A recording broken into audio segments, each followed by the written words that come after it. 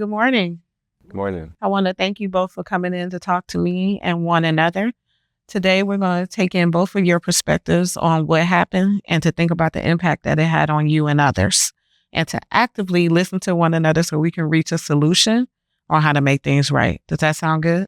Yes, ma'am. Yeah. All right.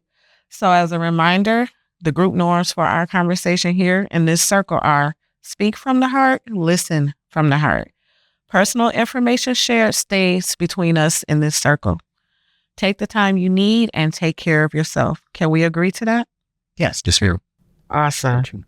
So we're here to discuss an argument that occurred in Mr. Bondano's classroom. First, I'm going to ask Mr. Bondano a set of questions, and then I will move on to Steve and ask him a set of questions. And then we're going to come together to determine what we want to do to make things right. Does that sound okay? Yes, ma'am. All right. So I'm going to start with Mr. Bondano. All right? All right. Thank you. So, Mr. Bondano, what happened? We got into a bit of an argument in my classroom. Steve was trying to turn in some work after my deadline that is a deadline he knew about, had been communicated with him. I felt like he was kind of ambushing me with it, trying to get me to grade it because he wanted it on the report card to raise his grade. We would have the discussion. I lost my temper. He lost his, and we got into an argument. What were you thinking at the time? I was feeling pretty disrespected. I'd been clear about that deadline. I've been doing my best to communicate it. And Steve had told me before that wasn't... There's a district deadline. We agreed to the norms, correct? Yes, ma'am. All right. So we're going to listen attentively and show each other respect, okay? Yes, ma'am. All right. Loosen up a little. Okay.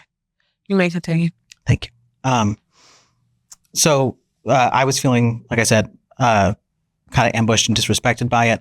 And I fully acknowledge I should not have lost my temper back at him. And that was my mistake on that. Okay. What were you feeling that led you to that? I think I give a lot of grace and a lot of notice in my classroom, and he knows how important time management is. And he's talking about this other deadline that isn't the one that's in the syllabus that he was aware of. Mm-hmm. So I was feeling like we'd had this conversation before. Gotcha. What have you thought about since this incident happened? I've thought about maybe how I could be more clear in my communication about these deadlines. And I've also, of course, thought about how I could have taken that moment in the moment to breathe and not lose my temper. So how do you feel about it right now? I'm glad that we're having this conversation. I think it's a good thing. I wish it wasn't taking away time from all the other things we have to do, especially with the grading deadline approaching. But I'm glad that we're here having the conversation. Thank you so much for sharing. Right, Steve. All right. So what were you thinking at the time when you realized what happened? I was thinking that Mr. Bondano didn't accept my work because he just simply didn't like me, because I turned in my work adhering to the district's deadline, but he has his own grading policy. So there was a problem in between that. So how did that make you feel? It made me feel very disrespected. It made me feel like he wasn't listening to me.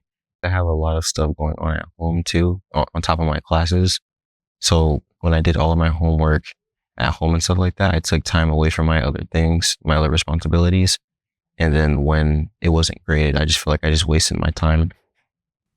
So what effect do you believe this incident had on others and yourself, of course? Well, now I can't have my grades in on time and have a good report card. And also I've heard a couple of other students talking about the same thing of how Mr. Bondano did not accept their work. How do you feel about it right now? I feel like this conversation was needed, and I'm glad that we can talk about this and find a solution. Thank you so much for sharing. So I'm going to ask a couple more questions. You guys okay with that? Sure. Mr. Bondano, who do you think has been affected by your actions, and in what ways? By my actions? I can see that he has some confusion about the deadlines, and I'm hearing that it's not just you now, which I didn't know before. So it sounds like some of the students have been affected and their grades have potentially been affected by this confusion over the deadline. Stephen, what do you think needs to happen in order to make things right?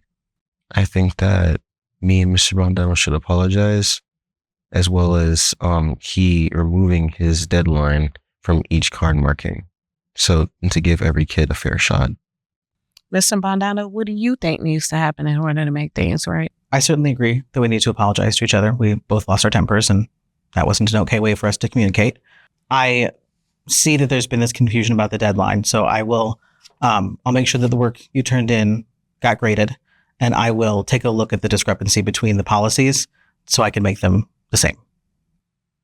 Does that sound good for both of you? Yes, ma'am. All right.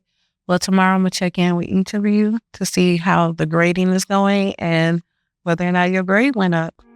That sound good? Thank you so much for sharing with me today and being willing to talk this out in a restorative manner. Awesome. All right. Thank you. Thank you.